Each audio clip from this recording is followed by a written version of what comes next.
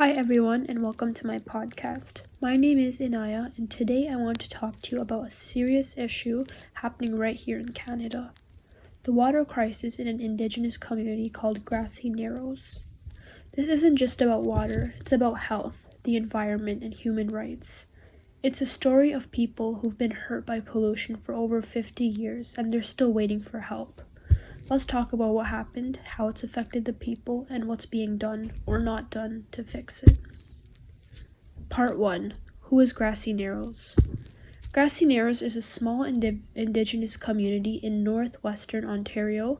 The people there are Ojibwe, and they live close to the forest and rivers.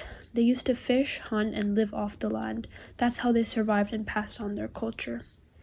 Later in the 1960s, everything changed. A paper mill upstream dumped mercury into the river, and ever since, things haven't been the same. Part 2. What happened to the water? From 1962 to 1970, a company dumped about 20 tons of mercury into the Wabigoon River, the same river Grassy Narrows depends on for fishing and drinking water. Mercury is poison. It stays in the water, it gets into the fish, and then into people who eat the fish. The government knew about it, but they didn't clean it up. Even though the dumping stopped over 50 years ago, the mercury is still in the river and fish today. People in the community are scared to eat fish, but it used to be their main food.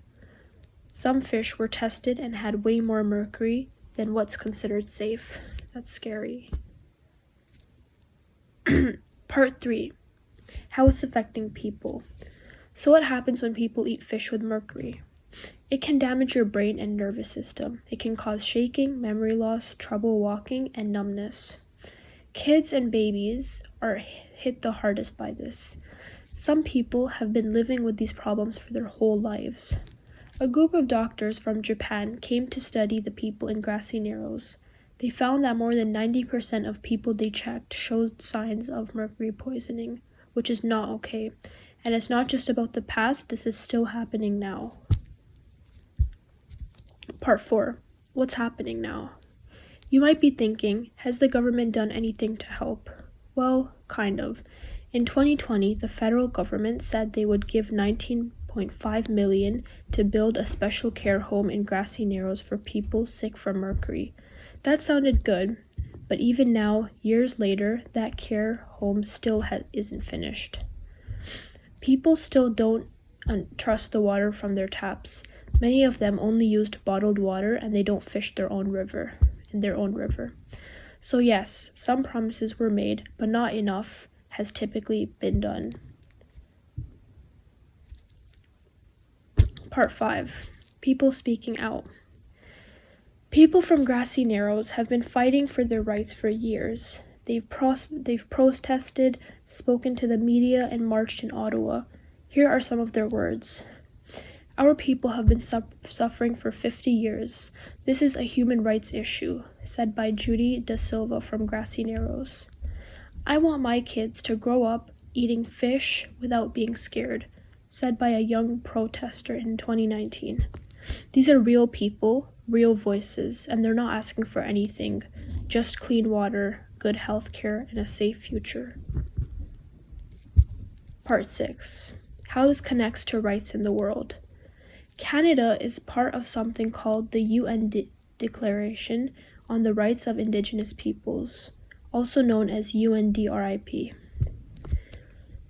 It says Indigenous people have the right to protect their land and water. Canada also promised to follow the UN Sustainable Development Goals. One of those goals is to make sure everyone has clean water by 2030. But for Grassy Narrows, those promises haven't been kept. They still live with poisoned water, their land hasn't been cleaned, and people are still sick from something that happened decades ago.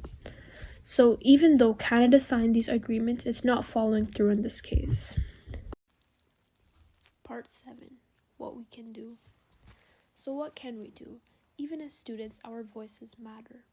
We can talk about this issue and share the story, Support groups like Free Grassy or the David Suzuki Foundation. We can even sign petitions asking the government to clean up the river and finish the care home.